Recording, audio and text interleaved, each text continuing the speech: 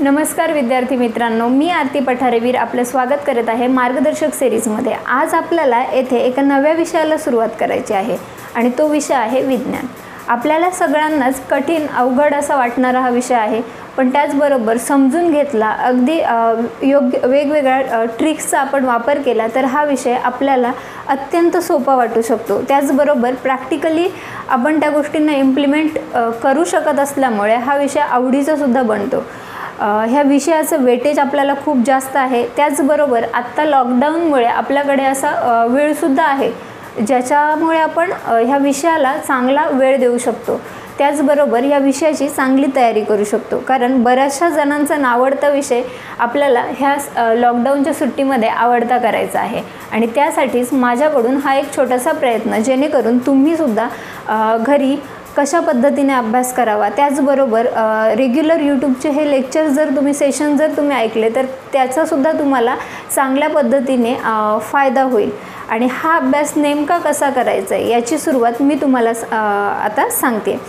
सर्वात आधी कोणताही विषय सुरू करताना एकतर आपण हाऊ टू प्रिपेअर ही व्हिडिओ सरांची पाहिलीच असेल, तीच माझीसुद्धा मेथड आहे। पण छोट्या छोट्या ट्रिक्स किंवा वेगवेगळ्या विषयाला वेगवेगळ्या ट्रिक्स कशा आपल्याला इम्प्लिमेंट करता येईल हे मी तुम्हाला सुरुवातीला सांगते। तुम्ही सिलेबस ॲनालिसिस व क्वेश्चन पेपर ॲनालिसिस केलेलंच असेल, त्यामध्ये तुम्हाला काही गोष्टी कळल्या असतील की ह्या विषयाचं वेटेज किती आहे। त्याचबरोबर विज्ञान विषयाला आपण जर बघितलं तर याचं वेटेज हे जवळपास 20 ते 22 प्रश्न हे आपल्याला आलेले दिसतात। त्याचबरोबर क्वेश्चन कधी कधी रिपीटसुद्धा होताना दिसतात।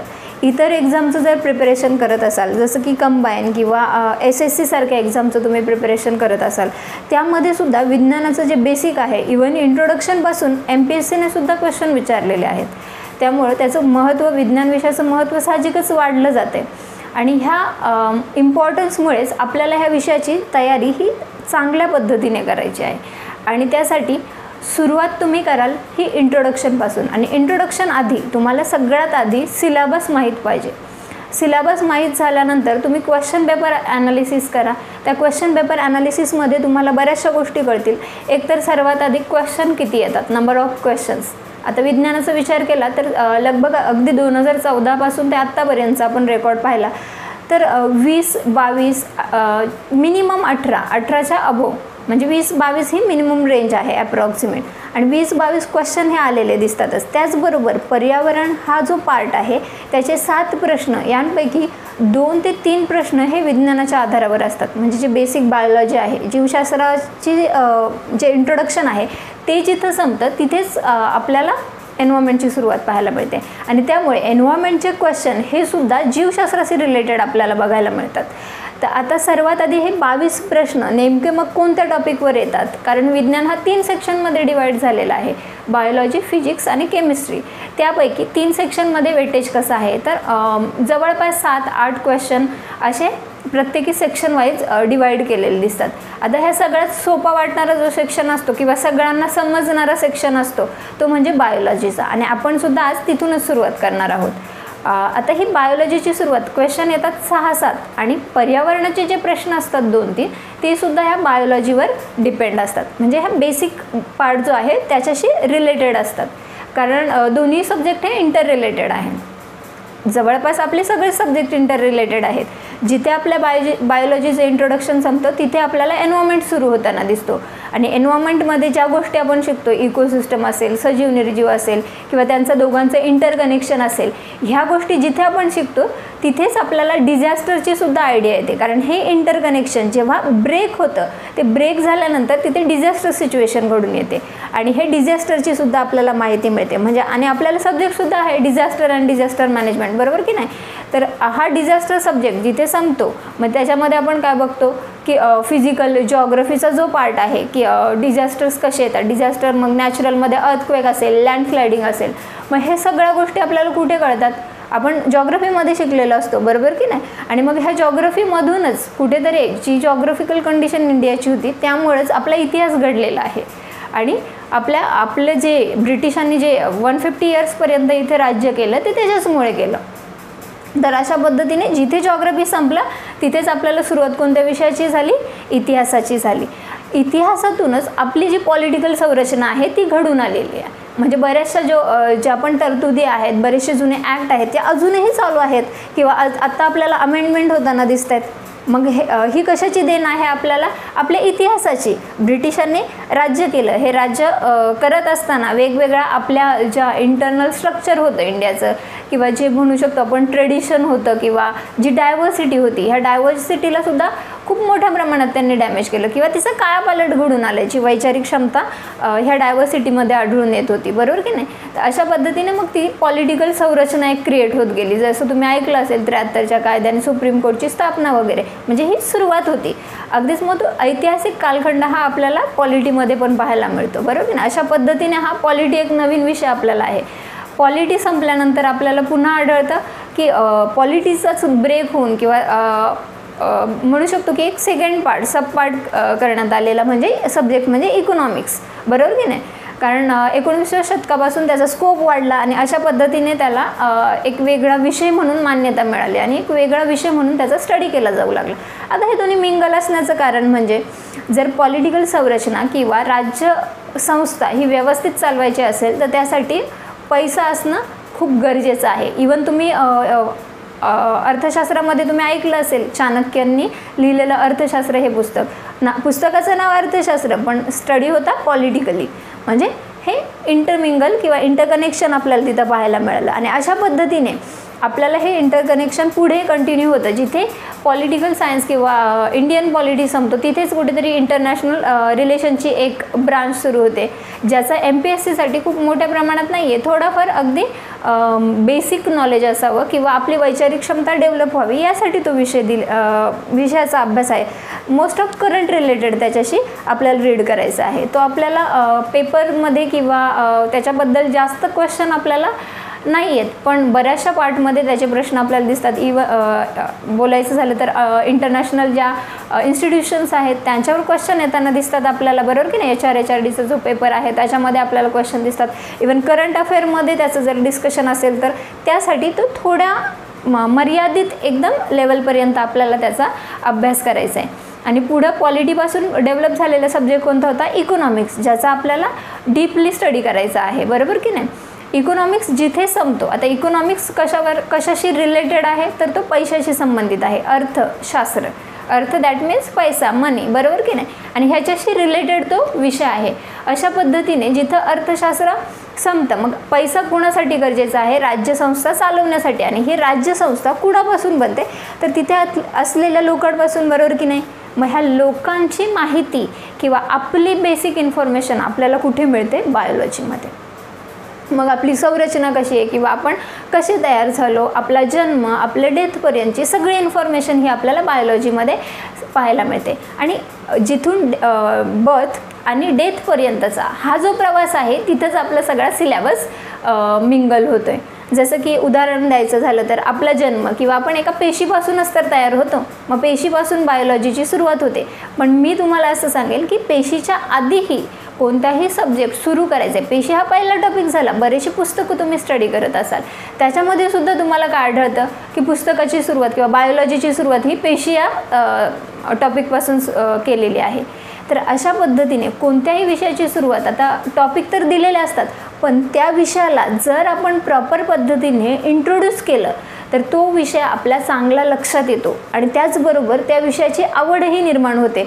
म्हणजे सुरुवात कशापासून असणार आहे, शेवट कुठपर्यंत होणार आहे, त्याच्यानंतर आपल्याला कोणता सब्जेक्ट घ्यायचा आहे, ही सगळी माहिती आपल्याला मिळते. आणि शक्यतो आपलं जर प्रिपरेशन न्यूली प्रिपेअर होत असाल तर तुमच्यासाठी ह्या महत्त्वाच्या गोष्टी आहेत ज्या तुम्ही नोट डाऊन करू शकता किंवा लक्षातही ठेवू शकता. सुरुवात ही सायन्सपासून केली. सायन्स बऱ्याच जणांना अवघड वाटतो, पण सुरुवात ही सायन्सपासून केली तर बऱ्याचशा गोष्टी वेगळ्या पद्धतीने बघण्याचा दृष्टिकोन आपल्याला अवगत होतो.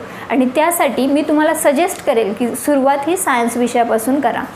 तर आता हे सायन्स विषयाची सुरुवात आपण बघितलं की पेशी हा पहिला टॉपिक येतो, पण प्रॉपर इंट्रोडक्शन हे करता आलं पाहिजे. म्हणजे त्या सब्जेक्टमध्ये तो सब्जेक्ट डेव्हलप कसा होत आला, म्हणजे एक विषय किंवा शास्त्र म्हणून त्याचा अभ्यास करण्याइतपत तो सब्जेक्ट डेव्हलप कसा झाला, ही एक स्टोरी जर आपण बिल्ड केली तर पुढच्या टॉपिकला पण आपण काय करतो, स्टोरी छोट्या छोट्या स्टोरीमध्ये बिल्ड करत जातो आणि एक स्टोरींची एक सिक्वेन्स तयार होते आणि ह्या सिक्वेन्सनुसार आपण प्रिपरेशन करायला लागतो. आता ही सिक्वेन्स आपल्याला आपल्या इंट्रोडक्शनपासून करायचे. त्यापूर्वी मी तुम्हाला थोडक्यात आपला सिलेबस सांगू इच्छिते. आता हा सिलेबस जो आहे तो पेशीपासून आपण घेतो, पण मी काय सांगितलं की पहिले इंट्रोडक्शन घ्या. तर बायोलॉजीची सुरुवात आपण प्रॉपर इंट्रोडक्शनपासून करणार आहोत. त्यानंतर मग इंट्रोडक्शनमध्ये आपल्याला कळते की जीवांशी रिलेटेड असणारं शास्त्र म्हणजे जीवशास्त्र. मग त्या जीवशास्त्राचा अभ्यास आपल्याला करायचा आहे. म्हणजे सुरुवात इंट्रोडक्शन, नंतर जीव म्हणजे सजीव आणि निर्जीव ह्या दोन गोष्टींचा आपल्याला अभ्यास करायचा आहे. त्यानंतर हे सजीव कशापासून बनलेले आहेत, तर हे सजीव बनलेले असतात पेशींपासून. मग ह्या पेशींची माहिती, मग पेशी एक टॉपिक असेल. मग पेशींपासून काय तयार होतात, संघटनाची क्रिया आपण पुढे स्टडी करणार आहोत. तर पेशींपासून ऊती तयार होतात. मग ह्या ऊतींचा अभ्यास तो आपल्याला पुढे बघायचा आहे. आणि ऊतींपासून मग अवयव संस्था बनतात. आता इथे प्रत्येकी अवयवाचा नाही, पण जे इम्पॉर्टंट अवयव आहेत त्यांचा आपण स्टडी करणार आहोत. आणि शक्यतो तो स्टडी आपण अवयव संस्थांमध्येच कंटिन्यू करूयात. म्हणजे सबसेक्शन पूर्ण एक्स्ट्रा सेक्शन न होता आपला पार्ट एकत्रच एक सेक्शन क्रिएट करू आणि त्यामध्येच ते अवयवसुद्धा आपण बघूयात. तर अशा पद्धतीने मग ऊतींनंतर डायरेक्टली आपण अवयव संस्था घेऊ. आणि अवयव संस्थानंतर मग ज्या पूर्ण अवयव संस्था आहेत त्या पूर्ण झाल्यानंतर एक सजीवाचा असं एक साचा बनतो किंवा एक इंडिव्हिज्युअल क्रिएट होतो.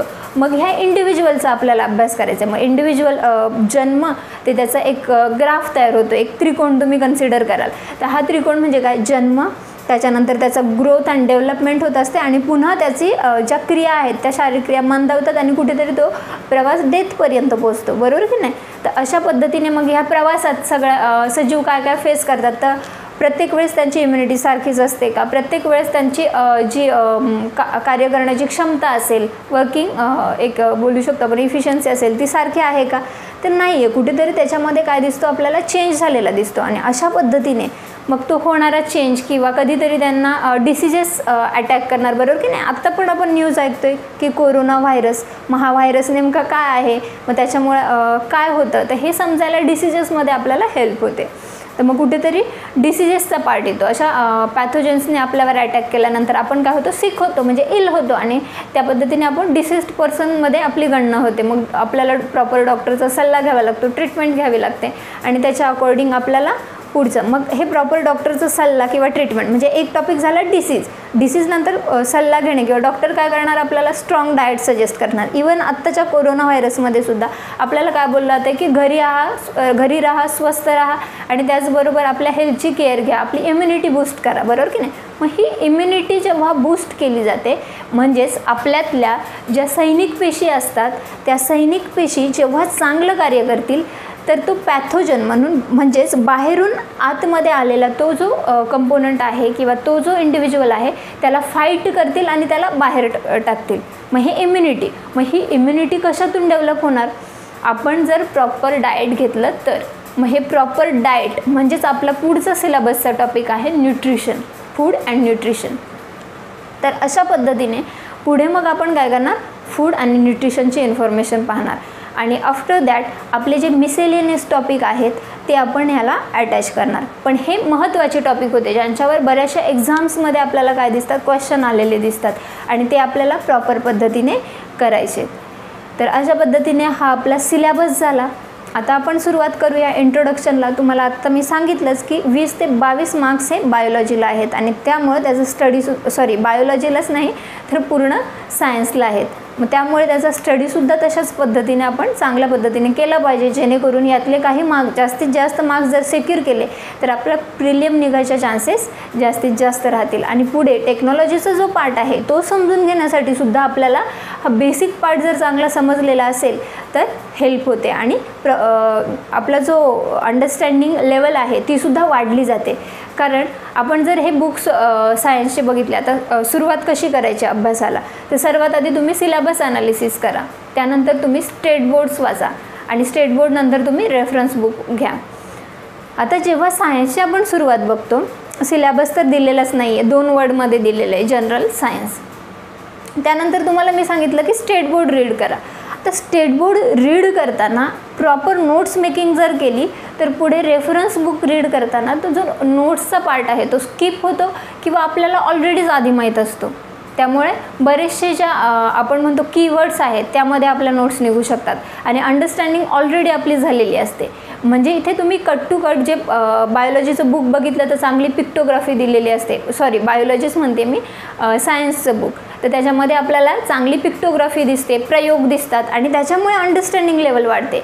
म्हणजे क्युरिओसिटी जी आहे ती क्युरिओसिटी डेव्हलप होते आणि ही क्युरिओसिटी डेव्हलप झाली तरच आपण पुढचं सेक्शन आवडीने वाचू शकतो. आणि त्यासाठीच तुम्हाला सर्वात आधी काय करायचं की हे जे बुक स्टेट बोर्ड वाचाल तुम्ही त्यावेळेस त्याचे कीवर्ड्स अंडरलाईन करा, मार्क करा आणि प्रयोग समजून घ्या, प्रॅक्टिकली समजून घ्या आणि ते प्रयोग अगदी कीवर्डमध्ये किंवा आपल्याला समजतील अशा डायग्राममध्ये फक्त लिहून ठेवा, ज्या डायग्रामला प्रॉपर नॉमिनेट केलेलं असेल. म्हणजे प्रत्येक गोष्टींना तुम्ही चांगलं नाव वगैरे दिलेलं असेल किंवा शॉर्टमध्ये तिथे इन्फो दिलेली असेल. अशा पद्धतीने जर नोट्स काढल्या तर त्या नोट्स लवकर कवर होतात आणि आपल्याला रिव्हिजनच्या वेळेस त्या उपयोगही येतात. किंवा जेव्हा तुम्ही रेफरन्स बुक घ्याल त्यावेळेस तुम्ही ते पॉईंट अटॅचसुद्धा करू शकता किंवा इवन रेफरन्सच्या काही पॉईंट तुम्ही त्या नोट्समध्ये अटॅच करू शकता, दोन्हींपैकी काही करू शकता. तर अशा पद्धतीने तुम्हाला स्टेट बोर्ड रीड करायचे आहे. 3री-4थीचं पुस्तक आहे म्हणून भरभर एका दिवसात संपवण्याची घाई अजिबात करू नका. ह्याच मिस्टेक बरेचसे स्टुडंट करतात आणि त्यामुळं अगेन अँड अगेन अटेम्प्ट घ्यावे लागतात. बेसिकपासून अगदी मी तर सुरुवात करताना 3री-4थीच्या पुस्तकापासून केलेली, कारण आपण ग्रॅज्युएट झालेलो असतो, 1-2 वर्ष वर्किंग एक्सपिरियन्स असेल तर वर्क केलेला असेल किंवा फ्रेशर्स असाल तर तुमचा कुठेतरी जो बेसिकचा पार्ट आहे तो खूप मागे सुटलेला असतो आणि तुम्हाला पुन्हा रिकनेक्ट करायची गरज पडते. आणि अशा पद्धतीने मी सुरुवात केलेली अगदी 3री-4थीच्या पुस्तकापासून, म्हणजे कशी डेव्हलप होत गेल्या गोष्टी, एक वेगळा दृष्टिकोन मिळतो त्यातून. तर अशा पद्धतीने तुम्हीही तेच करा. सुरुवात अगदी बेसिक बुक्सपासून करा, जेणेकरून अंडरस्टँडिंग लेवल चांगली डेव्हलप होईल, आवड निर्माण होईल. त्या आवड निर्माण होण्यासाठी सुरुवाती सायन्सपासून करा. त्याच्यातले पिक्टोग्राफी किंवा हे इतर विषयांनासुद्धा तुम्हाला हेल्प करतात. तुमचे माइंड मॅप क्रिएट करायला किंवा शॉर्ट नोट्स मेक करायला, ॲबस्ट्रॅक्ट काढायला हे खूप हेल्पफुल ठरतात. आणि इवन बुकसुद्धा आता खूप छान आहेत, अगदी रंगीत किंवा त्याचे प्रयोग वेगळे, मेन पॉईंट आहेत ते वेगळ्या कलरमध्ये दिलेले आहेत. तर हे खूप छान वाटतं नोट्स काढायलासुद्धा. तर चला तर आपण सुरुवात करूया आपल्या या बायोलॉजीपासून. सायन्सचे 3 सेक्शन पडतात, बायोलॉजी, फिजिक्स आणि केमिस्ट्री. आपण सुरुवात करतो आहे बायोलॉजीपासून. आता इंट्रोडक्शन किंवा कोणत्याही सब्जेक्टचं इंट्रोडक्शन. आता बायोलॉजी ह्याचा अर्थ बघणार आपण इंट्रोडक्शनमध्ये. बायोलॉजी कुणाला म्हणतात? ज्यामध्ये जीवांचा अभ्यास केला जातो त्याला आपण काय म्हणतो? जीवशास्त्र. आता हे जीवशास्त्र जे आहे बायोलॉजी, हे जीवशास्त्र आहे. याच्यामध्ये आपल्याला 2 वर्ड कळाले, एक तर बायो प्लस लॉजी, बरोबर की नाही? तर बायोलॉजी, बायो म्हणजे रिलेटेड टू लिव्हिंग बिंग आणि लॉजी म्हणजे स्टडी, म्हणजे स्टडी ऑफ लिव्हिंग बिंग असं आपल्याला इथे बघायला मिळतं.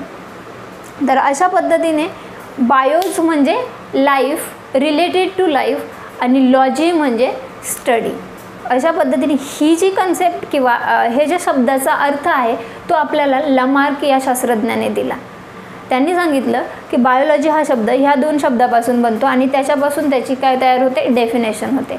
आता सर्वात ज्यांचं नाव तुम्ही सगळ्या शाखांमध्ये लगभग ऐकलं असेल ते म्हणजे ॲरिस्टॉटल, बरोबर की नाही? इवन तुम्ही इकॉनॉमिक्सची सुरुवात कराल तर science of household he concept तुम्हाला कोणी दिली आहे? ॲरिस्टॉटलने. जर तुम्ही पॉलिटी हातात घ्याल तर तुम्हाला तिथे कन्सेप्ट दिलेली आहे की माणूस हा समाजप्रिय प्राणी आणि तिथून सुरुवात होते, बरोबर की नाही? तर अशा पद्धतीने सगळ्याच शाखांमध्ये आपलं योगदान देणारे कोण? ॲरिस्टॉटल. त्यांनी इथेसुद्धा आपलं योगदान दिले. अगदी थोडंसं अचंबित करणारं असं वाटतं, पण इथेसुद्धा त्यांनी आपलं योगदान दिले आणि त्यांनी सुरुवातीचा अभ्यास म्हणजे कोणत्याही विषयाला एक शास्त्र ही कन्सेप्ट जोपर्यंत होत नाही, जोपर्यंत मिळत नाही तोपर्यंत कोणत्याही विषयाला शास्त्र ही कन्सेप्ट किंवा शास्त्र म्हणून मान्यता मिळत नाही. कधीपर्यंत? तर जोपर्यंत त्याचा अभ्यास विज्ञान म्हणून केलेला नसेल.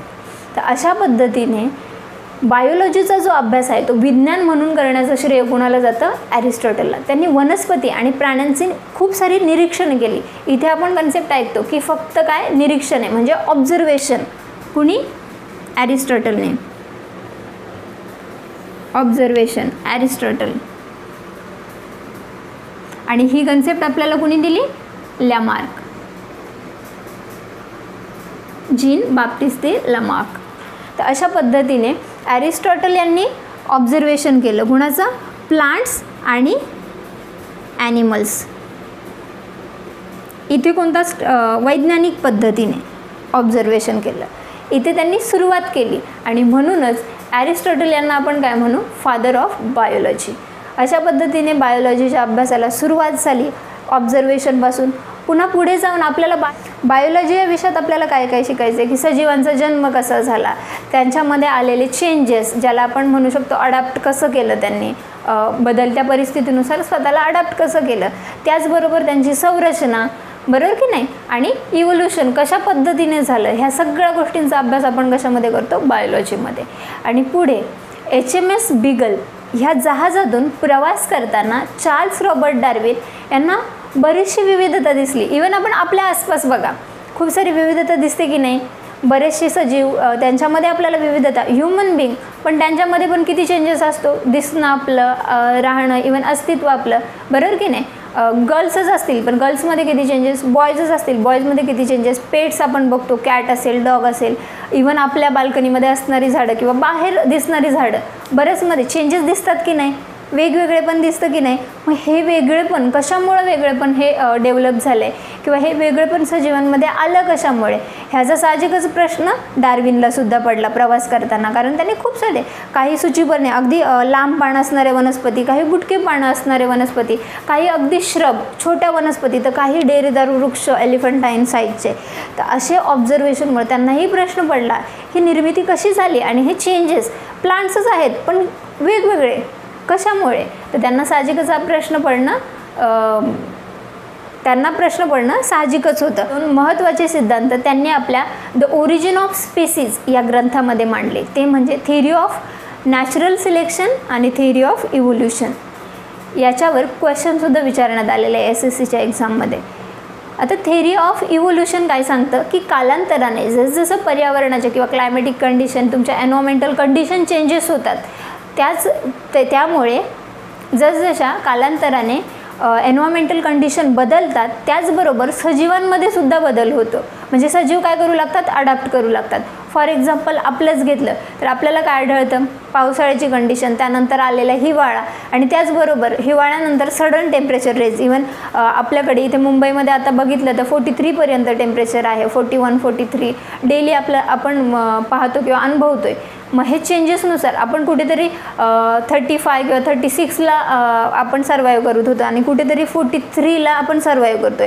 म्हणजे एवढं टेम्परेचर रेज झालं, आपल्याला त्रास होतो साहजिकच. आपण डिहायड्रेट होणार, घाम जास्त येणार किंवा चक्कर येणार, उष्माघातासारखे आपल्याला प्रकार पाहायला मिळतात. पण आपली सडन लगेच सगळे सजीव मरून जातील का? डेथ होईल का?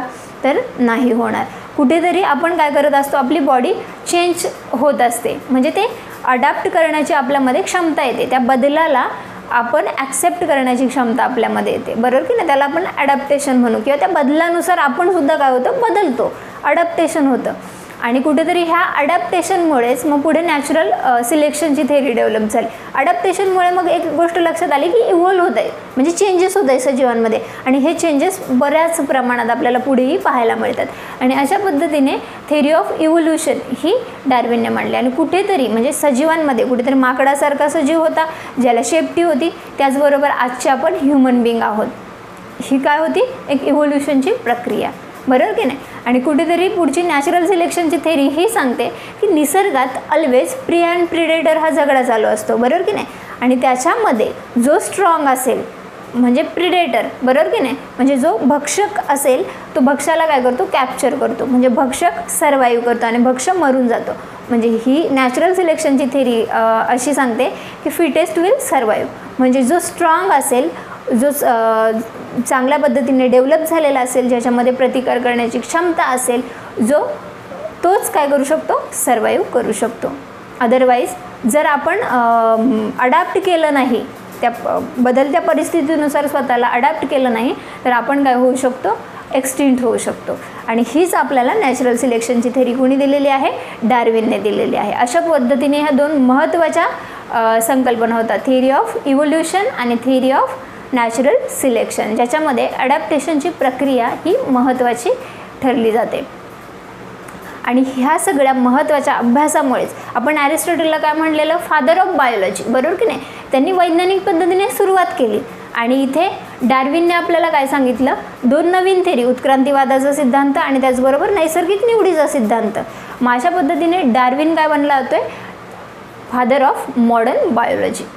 म्हणजे दोन्ही, एक आहे father of biology because of त्यांनी सुरुवात केली. सुरुवात कोणीही करेल वैज्ञानिक पद्धतीने कोणत्याही अभ्यासाची जर सुरुवात कोणी केली तर त्यांना आपण जनक म्हणतो आणि म्हणूनच आपण ॲरिस्टॉटलला काय म्हणलो, फादर ऑफ बायोलॉजी. आणि त्याच स्टडीला आणखी डेव्हलप करून अपग्रेड करून पुढे कंटिन्यू केलं म्हणून आपण फादर ऑफ मॉडर्न बायोलॉजी कुणाला म्हटलं, चार्ल्स रॉबर्ट डार्विनना, ज्यांनी आपल्याला काय दिलं होतं, 2 महत्त्वाच्या थेरीज दिल्या होत्या. अशा पद्धतीने कुठेतरी डार्विनची क्युरिओसिटी होती, त्या जहाजातून प्रवास करताना त्याला दिसलं, त्याने ऑब्झर्वेशन केलं, जे ऑब्झर्वेशन आपल्याला इथं आढळले आणि त्याच्यामुळे डार्विनला काय झाली, क्युरिओसिटी, बरोबर की नाही. आणि ह्या क्युरिओसिटीमुळे त्यांनी 2 थेरी मांडल्या. म्हणजे क्युरिओसिटी. पुढे आता हा बायोलॉजीचा अभ्यास कंटिन्यू होण्यासाठी उपयुक्तता हे वस्तूंचे गुणधर्म फार महत्त्वाचं ठरलं गेलं. आता उपयुक्तता हे वस्तूंचा गुणधर्म म्हणजे नैसर्गिक, फॉर एक्झाम्पल आपण निसर्गच घेतला तर निसर्गात बऱ्याचशा गोष्टी असतात ज्यांना आपण काय म्हणतो, निसर्गता मिळतात म्हणून त्यांना नैसर्गिक साधनसंपत्ती म्हणून म्हणतो आपण, बरोबर की नाही. आता ह्या नैसर्गिक साधनसंपत्ती आपल्याला आसपास बऱ्याचशा दिसतात. ह्या नैसर्गिक साधनसंपत्तीचा योग्य पद्धतीने म्हणजे आपल्या माणसाच्या गरजा आहेत, अन्न वस्त्र निवारा, बरोबर की नाही. आणि त्यानुसार माणूस काय करून घेतो, त्या गोष्टींचा वापर करून घेतो. म्हणजे कुठेतरी हे क्युरिओसिटीचा स्टडी पुढे कंटिन्यू कशाने झाला, यूजने, उपयुक्ततेने. म्हणजे फूड, क्लॉथ, शेल्टर, ह्या गरजांसाठी आपण काय केला, ह्या गोष्टींचा वापर, नैसर्गिक साधनसंपत्तीचा वापर करून घेतला आणि म्हणूनच आपण त्यांना काय म्हणू, नैसर्गिक साधनसंपत्ती यूज होते म्हणून त्यांना साधनसंपत्ती म्हटलं गेलं. आणि कुठेतरी हे वापर करणं एक पुढची स्टेप राहिलं बायोलॉजीच्या स्टडीमधलं. आणि हे वापर करता करताच माणसाने आपण बघितलं की पाण्यामध्ये उगवलेला एक सजीव, बरोबर की नाही, त्याच्याही आधी अमिबा, पाण्यामध्ये मग सजीव डेव्हलप झाला, प्लांट, त्याच्यापासून सगळी इव्होल्युशनची प्रक्रिया झाली आणि ही जीवसृष्टी अस्तित्वात आली.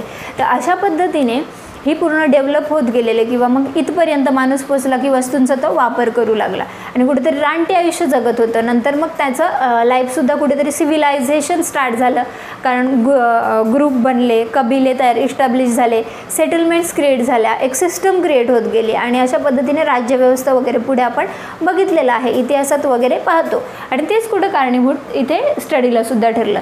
आता हा अभ्यास, हा वापर जेव्हा माणसाला समजलं की फूड गॅदरिंग म्हणजे फूड कलेक्ट करणं किंवा हंटिंग करणं या व्यतिरिक्त सुद्धा आपण काय करू शकतो, फूड तयार करू शकतो, स्वतः तयार करू शकतो आणि त्याच्यासाठी ॲग्रिकल्चर ही नवीन शाखा इथे डेव्हलप झाली. म्हणजे काही माणसाने काय बघितलं की काही बिया अगदी नदीच्या किनारी पडलेल्या आहेत आणि त्यांच्यापासून राईसचं वगैरे सुरुवात. आता ह्याची जी शेतीची सुरुवात आहे ती विविध पुस्तकांमध्ये वेगवेगळी दिलेली आहे. बऱ्याचशा पुस्तकांमध्ये म्हणलेलं आहे की राईस ग्रेनपासून राईसची जी काय म्हणतो प्रोडक्शन झालं आणि त्याच्यानंतर मग शेतीची सुरुवात ही मान्यता मिळाली की शेतीची सुरुवात झाली. विविध पुस्तकांमध्ये विविध डेटा आपल्याला मिळतो. तर ही जी शेतीची सुरुवात होती ही शेतीची सुरुवात कलाटणी देणारी ठरली, कारण ह्या शेतीच्या सुरुवातीमुळेच कुठेतरी सेटलमेंट्स आणि मी जे तुम्हाला सांगितलं पुढे सेटलमेंट्समुळे पुढे डेव्हलप झालेली राज्यव्यवस्था असेल ती कुठेतरी कलाटणी देणारी ही शेती ठरली आणि ती शेती कशामुळे, उपयुक्ततेमुळे, बरोबर की नाही. तर अशा पद्धतीने हे ॲग्रिकल्चर आपल्याला पाहायला मिळालं आणि कुठेतरी ॲग्रिकल्चरमधूनच प्रिझर्वेशनसारख्या ज्या टेक्नॉलॉजी आहेत वेगवेगळ्या ब्रांचेस त्यासुद्धा डेव्हलप झाल्या, कारण हे फूड प्रिझर्वसुद्धा करता येतं. किंवा आपण ऐकलेलं असेल की बऱ्याचशा ज्या ग्रेन्स आहेत, बरोबर की नाही, राईस वगैरे हे आपण धान्य कोठारं करून ठेवतो किंवा बियाणं पुन्हा निर्माण करण्यासाठी आपण त्यांचं काय करतो, प्रिझर्वेशन करतो. बरेचशा गोष्टी टिकवण्यासाठी आपण प्रिझर्वेशनची टेक्नॉलॉजी यूज करतो. तर अशा पद्धतीने हे प्रिझर्वेशन वगैरे झालं. यानंतर कुठेतरी आपण बघितलं की हा प्रवास असा सुरू आहे, यूजवर आला आहे, यूज नंतर ॲग्रिकल्चरवर आला आहे आणि ह्यानंतर मग ह्या प्रवासामध्ये शेती करताना किंवा इतर hunting gathering, food hunting gathering करताना बऱ्याचदा अपघातसुद्धा घडून येत होते किंवा बाहेरच्या जे बोलतो ना एपिडेमिक असतील किंवा इम्युनिटी आपली लो झाल्यानंतर आपल्याला येणारे डिसीजेस असतील. आता त्या काळातल्या मानवालासुद्धा ह्या डिसीजेसला फेस करावं लागलेलं. आतापर्यंत आपण शेतीपर्यंतचा प्रवास पाहिला आणि ह्याच्या पुढे आपल्याला महत्त्वाची देण ठरली गेली ती म्हणजे औषधशास्त्राची. आणि ते औषधशास्त्र डेव्हलप कसं झालं त्याचा प्रवास थोडक्यात बघूयात. तर औषधशास्त्राची सुरुवात जी होती ती आपल्याला महर्षी अत्रेया या शास्त्रज्ञांनी करून दिली. महर्षी अत्रेया ह्यांनी आपला शिष्य जो होता त्याला बऱ्याचशा गोष्टींची इन्फॉर्मेशन दिली आणि त्या शिष्याने त्याची एक डिक्शनरी तयार केली आणि तो शिष्य होता अग्निवेश. महर्षी अग्निवेश. ह्या अग्निवेशांचं पण शिष्य एक होते ते म्हणजे महर्षी चरक. आणि ह्या चरकांनी ही जी डिक्शनरी जी महर्षी अत्रेयांच्या गायडन्समध्ये राहून यांनी एक जे बुक तयार केलेलं डिक्शनरी टाईप म्हणजे फक्त बोलू शकतो त्याला की औषधी वनस्पतींची लिस्ट असेल तर महर्षी चरकांनी त्या लिस्टला इलॅबोरेट करून त्यांचे गुणधर्म वगैरे लिहिले आणि एक प्रबंध लिहिला आणि तो प्रबंध होता संहिता, ज्याला आपण तेव्हाच्या भाषेमध्ये पुस्तकांना संहिता हे नाव दिलं जात होतं आणि चरकांनी लिहिले म्हणून त्याला चरक संहिता हे नाव पडलं. तर अशा पद्धतीने ही चरक संहिता आजही आपलं जे भारतीय इंडियन औषधशास्त्र आहे त्याच्यामध्ये आजही याचा वापर केला जातो आणि ते औषधशास्त्र जे इंडियन औषधशास्त्र आहे त्याला आपण कोणत्या नावाने ओळखतो तर आयुर्वेद. आणि अशा पद्धतीने आयुर्वेद तेव्हापासून आत्तापर्यंत आपण ज्याचा वापर औषधशास्त्रामध्ये करतो आहे ते आजही आपला आयुर्वेद फार महत्त्वाचं ठरलं आहे किंवा आजही आपले मेडिकल स्टुडंट त्याचा स्टडी करतायत किंवा त्याच्या आधारावर आपला अभ्यास कंटिन्यू करतायत. तर ते किती महत्त्वाचं असेल ती चरक संहिता हे तुमच्या लक्षात येतच असेल. तर आतापर्यंत आपण औषधशास्त्राचं पाहिलं की औषधशास्त्राचा विकास आत्तापर्यंत आयुर्वेदापर्यंत कसा झाला किंवा सुरुवात कुठून झाली. आता हे बाह्यांगांशीच रिलेटेड औषधशास्त्र असं होतं पण ह्याच्यानंतर आपल्याला पाहायला मिळतं की महर्षी सुश्रुत ह्यांनी इंटरनल ऑर्गन्सचा सुद्धा स्टडी करायला स्टार्ट झालं आणि कुठंतरी हे औषधशास्त्रापासूनच एक सर्जरीची म्हणजे एक म्हणू शकतो आपण शल्यविशारद, तो वर्ड जरा कठीण वाटतो त्यापेक्षा सर्जरी हा सोपा वर्ड वाटतो. तर कुठेतरी सर्जरीची ही सुरुवात आपल्याला पाहायला मिळते आणि ती कुणी केली महर्षी सुश्रुत यांनी. यांनी सुद्धा काय केलं की नाक आणि डोळा या अवयवांच्या शस्त्रक्रिया त्यांनी केल्या आणि त्या काळात सुरुवात केली शस्त्रक्रियांची आणि त्याचबरोबर त्यांनी बुकही लिहिलं. आणि ऑब्व्हियस जसं आपण चरकांनी लिहिलेलं आहे म्हणून चरक संहिता म्हटलो तर इथे सुद्धा सुश्रुतांनी जे बुक लिहिलं त्याला सुश्रुत संहिता या नावाने ओळख मिळाली आणि आजही त्याचाही वापर आपल्या मेडिकल स्टुडंट करताना आपल्याला दिसतात. अशा पद्धतीने कुठेतरी बाह्यांगांवरून आपण सर्जरीवर आलो. अजून इंटरनल ऑर्गन्स किंवा जे म्हणू शकतो आपण प्लांट्स आणि ॲनिमल्सचा स्टडी आपण बघितला आत्ता इथपर्यंतच्या प्रवासामध्ये. कुठेतरी मायक्रो ऑर्गॅनिझमची सुरुवात नाही आहे पण हा स्टडी जो बाह्यांगांशी रिलेटेड आहे किंवा प्लांट्स आणि वनस्पतींपासून मायक्रो ऑर्गॅनिझमपर्यंत जाण्याचं श्रेय मिळतं ते कलाटेंनी देणं पूर्ण म्हटलं जातं. ते कलाटेंनी देण्याचं कार्य कुणी केलं मायक्रोस्कोपने केलं. आता ही मायक्रोस्कोप सुरुवातीला डेव्हलप केली झकारियास जॉन्सन या व्यक्तीने आणि त्याचे वडील जे होते हॅन्स त्यांनीसुद्धा त्यांना त्याच्यामध्ये मदत केलेली. झकारियास जॉन्सन यांनी एक मायक्रोस्कोप डेव्हलप केली पण त्याच्यामध्ये इमेजेस ह्या अतिशय ब्लरी दिसत होत्या आणि त्या ब्लरी इमेजेसमुळं ती मायक्रोस्कोप जास्त काळ चाललीच नाही. तर अशा पद्धतीने मग ती मायक्रोस्कोप चालली नाही. ऑब्व्हियस आपण आपले मोबाईल बघतो इवन अपडेशन येतं की नाही. छोटे मोबाईल आपण यूज करायचो त्याचबरोबर आत्ताचे आपण मोबाईल जर बघितले तर ते अगदी खूप सारे त्याच्यामध्ये फीचर्स असतात. खूप डेव्हलप पहिल्या मोबाईलपेक्षा खूप डेव्हलप झालेले दिसत आहेत. त्याच्या प्रत्येक गोष्टीला आता अपडेशन टेक्नॉलॉजीला येतं आणि त्याच पद्धतीने ती जी फेल गेलेली मायक्रोस्कोप होती तर त्याच्यापासून पुन्हा दुसरी विकसित मायक्रोस्कोप करण्याचं काम कुणी केलं लिवेनहुक. आणि ते स्कोप जी होती तिच्यामध्ये मायक्रोस्कोप म्हणजे काय, सूक्ष्मदर्शिका, ज्याच्यामध्ये सूक्ष्म गोष्टी बघितल्या जाऊ शकतात. आणि अशा पद्धतीने कुठेतरी सूक्ष्मजीवशास्त्राची शाखा एक डेव्हलप झाली तिथूनच. आणि त्याचबरोबर आपले इंटरनल छोट्या ऑर्गन्सचा सुद्धा ऑब्झर्वेशन करता आलं, स्टडी करता आला. आणि मग आपल्या इंटरनल ऑर्गन्सवर सुद्धा ह्या ज्या शाखा आपण बघितल्या, मेडिकल किंवा इवन सर्जरीची शाखा, त्या सर्जरीच्या शाखेमध्ये सुद्धा त्या मायक्रोस्कोपची देण अतिशय महत्त्वपूर्ण ठरली अभ्यासासाठी. आणि अशा पद्धतीने मग हे मायक्रोस्कोपमुळे सूक्ष्मजीवशास्त्राचा अभ्याससुद्धा सुरू झाला. आणि त्याचबरोबर ह्युमन एक जी म्हणू शकतो आपण की जो प्रवास होता बायोलॉजीचा, अशा पद्धतीने एक जो बायोलॉजीचा प्रवास होता तो वेगळ्या लेवलला येऊन ठेपला. आणि इथे कुठेतरी आपण सूक्ष्मजीवशास्त्र बघितलं किंवा हेच अभ्यास करताना आपल्याला असंही लक्षात आलं की हे जी टेक्नॉलॉजी जसजशी डेव्हलप होत गेली त्याचबरोबर तिचा अविवेकी वापरसुद्धा सुरू झाला आहे. म्हणजे माणसाने काय केलं की टेक्नॉलॉजी ही चांगल्या वेलबिंगसाठी पाहिजे होती ना, कुठेतरी डिसिजेस होते म्हणून औषधशास्त्र, सर्जरी ह्या शाखा डेव्हलप झालेल्या, तर कुठेतरी हेल्प झालेली माणसाच्या जीवनामध्ये आणखी जास्त फॅसिलिटेट होण्यासाठी. पण कुठेतरी ह्या ज्या टेक्नॉलॉजी आहे, त्या तंत्रज्ञान आहे, त्या तंत्रज्ञानाचा वापर आपण अविवेकी सुरू केला.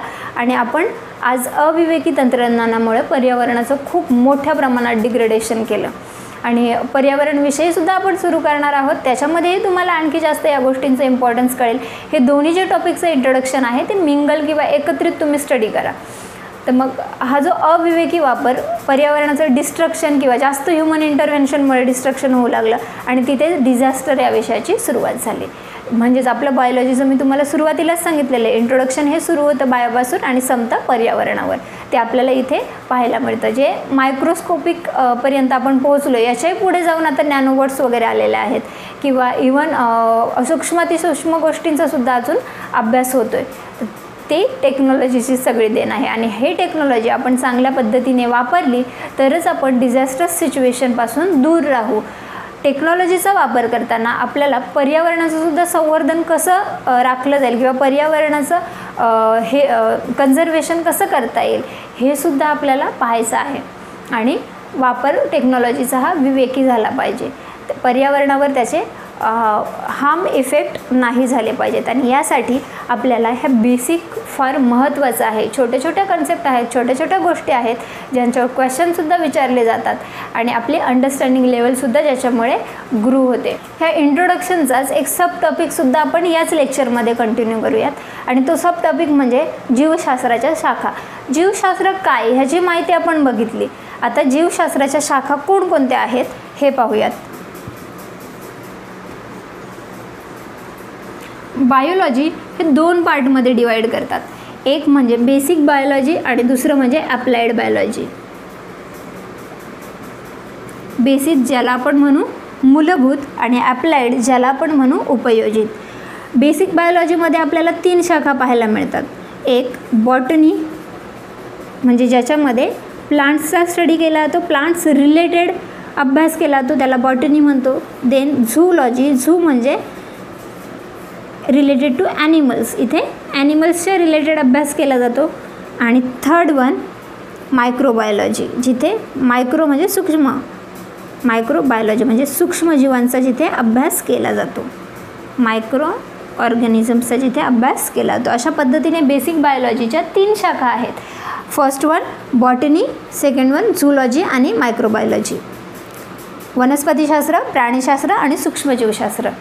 देन ॲप्लाइड बायोलॉजी हा दुसरा प्रकार आहे. आणि MPSCने याच्यावर राज्यसेवाला याच्यावर क्वेश्चनसुद्धा आलेला आहे, क्वेश्चनसुद्धा विचारलेला आहे. ॲप्लाइड बायोलॉजीच्या शाखा पुढीलपैकी कोणत्या ॲप्लाइड बायोलॉजीच्या शाखा आहेत हा क्वेश्चन विचारलेला. तर ॲप्लाइड बायोलॉजीच्या शाखा कोणकोणत्या आहेत? एक म्हणजे आपण म्हणू शकतो फार्मसी, देन व्हेटरनरी सायन्स,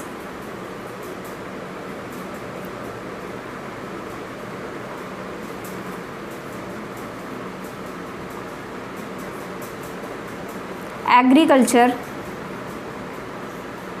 आणि मेडिकल सायन्स. अशा पद्धतीने ह्या ॲप्लाइड बायोलॉजीच्या शाखा आहेत आणि ह्यांच्यावर MPSCने क्वेश्चनसुद्धा विचारलेला आहे. तो क्वेश्चन तुम्ही बघून घ्या. बेसिक बायोलॉजी असताना ह्यासुद्धा शाखा पडण्याचं कारण म्हणजे बेसिक ह्या अगदीच मूलभूत गोष्टींची आपल्याला इन्फॉर्मेशन देते. आणि त्याचबरोबर कुठेतरी डेव्हलपमेंटसाठी जी टेक्नॉलॉजिकल डेव्हलपमेंट आहे किंवा ह्युमन डेव्हलपमेंट आहे त्याच्यासाठी ॲप्लाइड बायोलॉजीच्या शाखा महत्त्वपूर्ण ठरल्या. ह्यांनाच इलॅबोरेट करून ह्या गोष्टी आपल्याला इथे बघायला मिळाल्या, ह्या शाखा आपल्याला बघायला मिळतात. आणि त्याची महत्त्वपूर्ण देण ठरली जाते ती माणसाच्या विकासासाठी. आणि अशा पद्धतीने आपला हा टॉपिक आपण इथेच संपूयात. लेक्चर चालू असताना तुम्ही काही गोष्टी नोट डाऊन करत जा, त्याचबरोबर सांगितलेल्या ज्या टिक्स आहेत त्या तुम्ही इम्प्लिमेंट करा. अशा पद्धतीने हे इंट्रोडक्शन अगदी स्टोरीसारखं आपण बघितलेलं आहे. असे स्टोरीप्रमाणे पुढचे लेक्चरसुद्धा कंटिन्यू करूयात. त्याचबरोबर इतर जे तुमचे सब्जेक्ट आहेत त्यांचे जे लेक्चर तुम्ही बघत असाल ते सुद्धा तुम्ही एका छोट्या छोट्या स्टोरीमध्ये ब्रेक करा. ते समजायला अतिशय सोपे जातात, त्याचबरोबर लॉंग टर्मसाठी ते लक्षात राहतात. आणि त्यामुळे अशा पद्धतीने अभ्यास केला तर तो आवडसुद्धा निर्माण होते, फायद्याचा ठरला जातो. चला तर भेटूया नेक्स्ट सेशनमध्ये. आजच्यासाठी थँक्यू सो मच.